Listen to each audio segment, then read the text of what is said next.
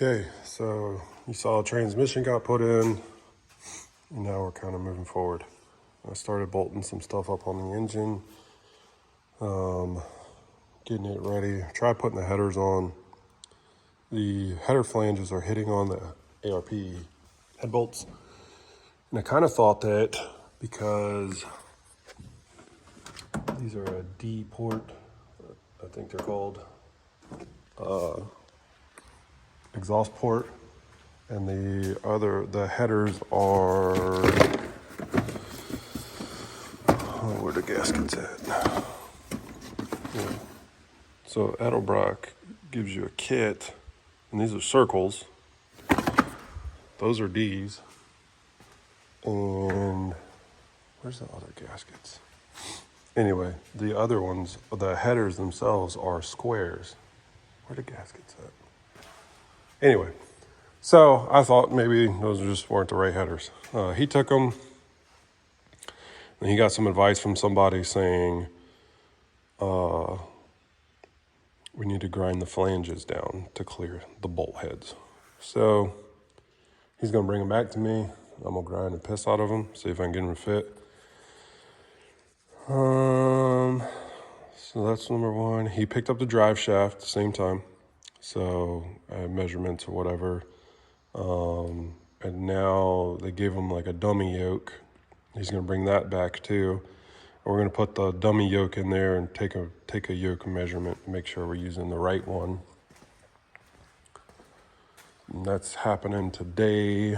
And then I got my brake line stuff in.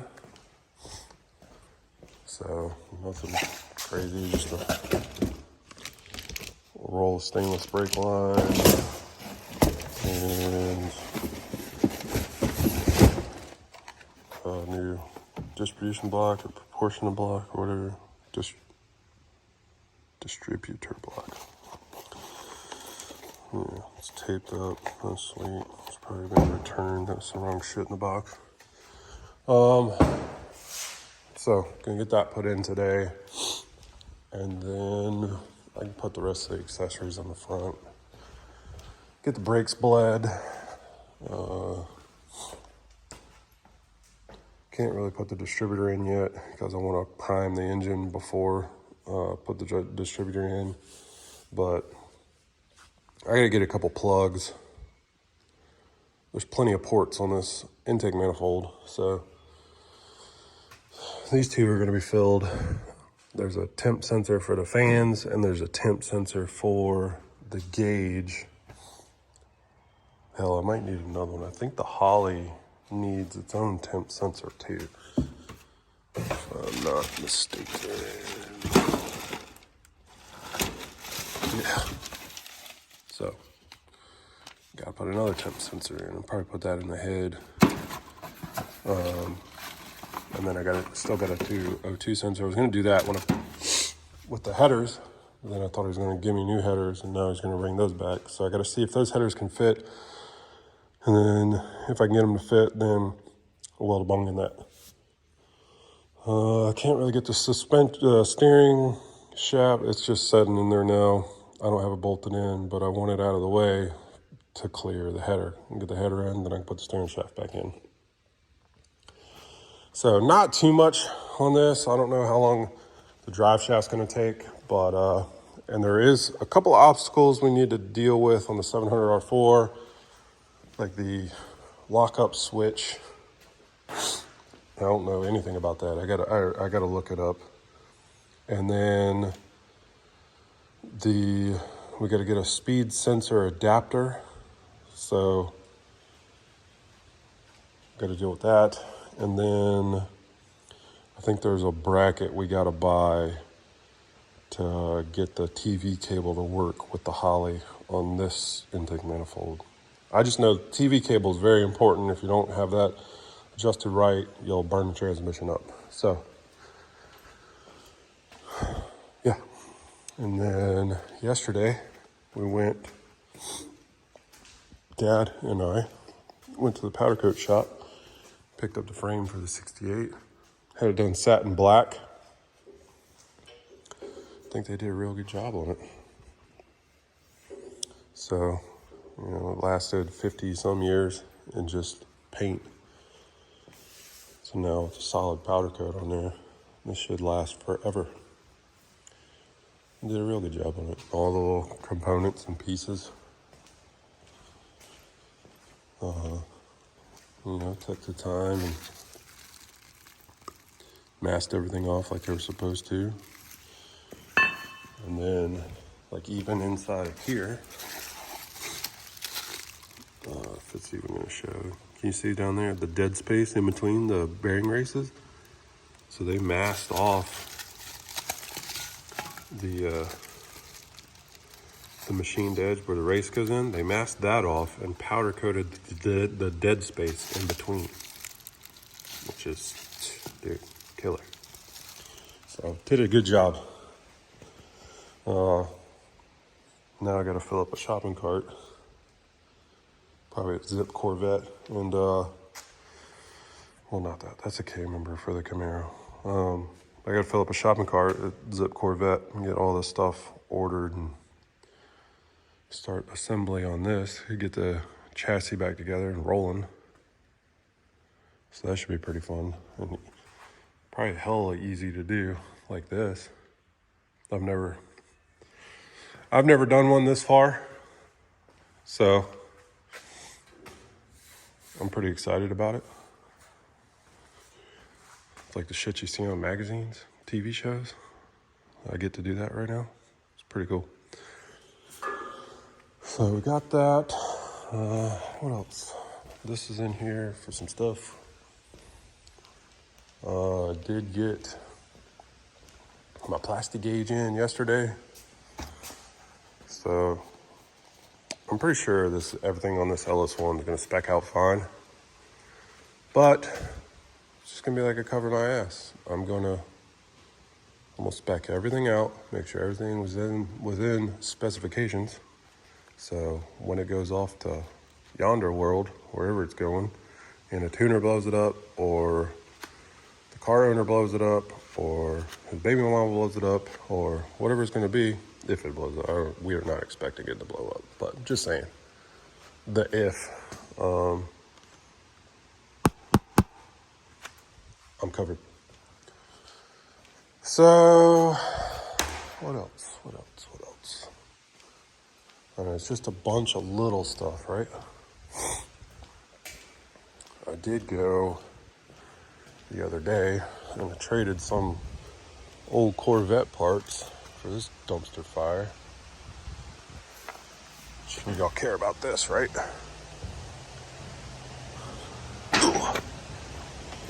So, I don't know, 99 or 2000. Single cab short bed. Pretty rough. A lot rougher than was presented, but whatever. When you drive 5 hours with a trailer, you're just not gonna say no, right?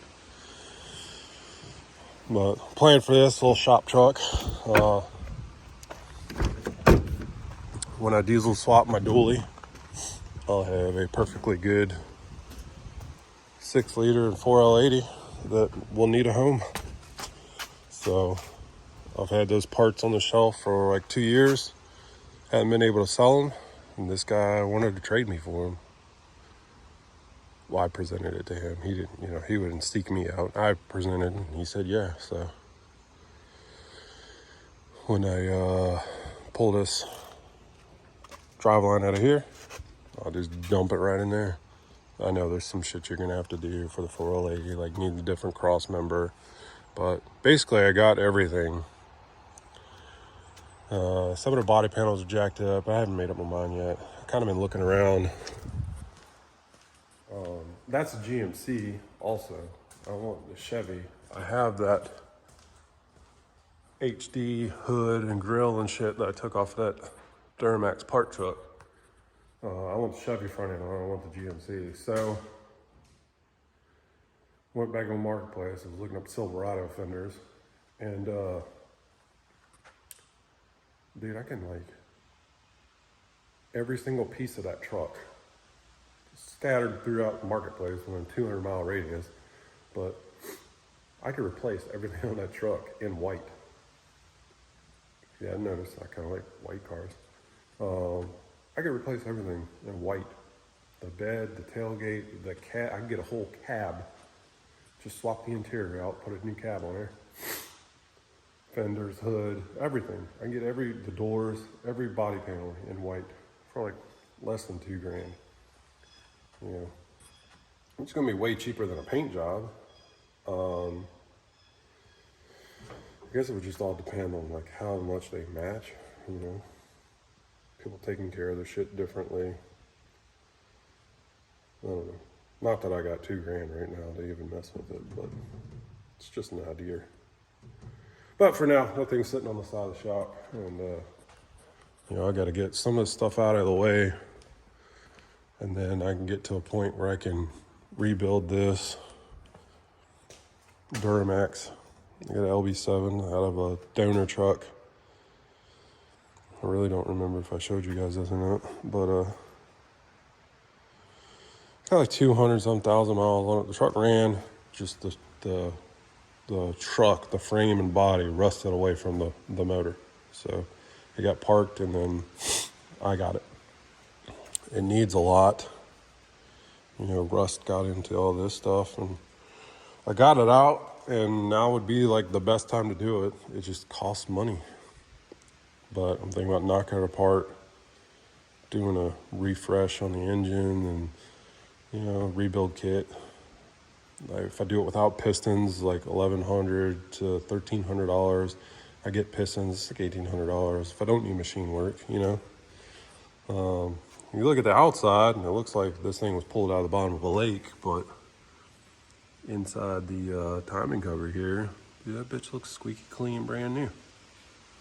So I'm really interested to see what it's gonna look like when I pull the heads off of it. But, you know, I would just think that before I go through the trouble of putting this in the frame rails, because I never drove it, I never heard it run. I planned on it, I tried, but then I said, to hell with it, I'm just going to rebuild it, so I pulled it out. And then now I'm just, you know, the money thing. You know, would like to get the injectors, at least send the injectors off and have them all checked and cleaned and whatever, and new fuel rails and stuff like that. But even that stuff's like $800,000 to get rebuilt and upgraded. That's like $1,800, something like that. But same shit. And you turbo, go through the turbo, and I'm sure all these little, you know, formed rubber hoses and all these little clamps need redone, and you know, these coolant hose, nope, that's fuel. Yeah, fuel hoses. It's just a bunch of little stuff, man, and that's what's gonna kill it. But anyway, that's sitting here for now. That's the plan for the dually, to get this freshened up, put it in the dually, diesel, swap that, and then I would have a 6-liter, you know. And the crew cab long bed's kind of cumbersome on daily driving activities. Just running to the parts stores and running in and out of parking lots. You know, you can't really whip it around. You got to park in the back 9. So, single cab short beds is what I want. I had one before. I loved it. Then I had a child, and he didn't fit so well with my big ass in the front seat. So I had to get a crew cab, had to sell. I traded it in, got like $3,500 trade in, about cried. It was mint. Truck was so nice, but it is what it is. So. Oh man, I know, I'm trying not to be so long-winded and boring. I just have no action for you right now. I just work on shit and then show you the results. This is we can highlight this. It's my mom's 63 panel truck. Somebody put a 454 in it. Got rid of the straight 6 and put a 454 in it, and it's got 454 problems. Just always needs something. So Need some tune-up type stuff. I think we got some fuel pressure issues. I'm gonna put a fuel pump filter on there, blow lines out. Hopefully I don't have to drop the tank. And then she's got some new wheels for it, so we'll put some new wheels on it. Wheels and tires. Needs tires bad. And then maybe in the near future she'll get some paint. My mom wants it painted similar to that green. The funny shit is, like, green isn't really, I wouldn't say like a popular hot rod color, but everybody that's seen this car said, man, I would like to paint my whatever that color. Like, somebody has something that they want to paint this green. This is just a popular car. Everybody's been very fond of this car, so can't wait to get it done. Let him get it out on the road where it belongs. But yeah, I think she's thinking probably not this exact green, but use this as her base to up or down it, whatever. But yeah, it'll be green, and I think some kind of, there will be a contrasting color on the top. We're gonna do the top of contrast, and I'm not sure about the panel, but yeah, be green. And the wheels they got are already powder coated, powder coated a green color. So she's got the scheme already worked out in her head. Oh, another thing we're gonna do, I'm not gonna open this door to show you. I'll show you when I get they got the conversion latches, because this door is a pain in the ass. You got to slam it, and then the window jump track, and I feel like you're gonna break the door off. So I got to put those on there. And this paint, I mean, it just looks terrible. That was whoever painted it before. That wasn't us. So eventually we're gonna, yeah, we got some rust issues up here. So hopefully sometime soon we'll wash this bitch with some sandpaper and hose it down with a different color. People seem to like the red, but I don't know. A whole lot of sanding on this brick. Yeah, that's all I got today. I'm gonna try and like keep this as a daily thing, but some days I get more stuff done than others, you know? Some days I just ain't got shit to show you. Some days I'll just clean the shop. I sit around waiting on the UPS guy to drop me off parts, so tomorrow I can do something. But anyway, I'm gonna get this bitch back up in the air. Get the old brake lines and prop valves stripped out of there. Start bending that stuff up, flare it, and get the brake lines hooked up. Get them bled, and then find something else to put on here.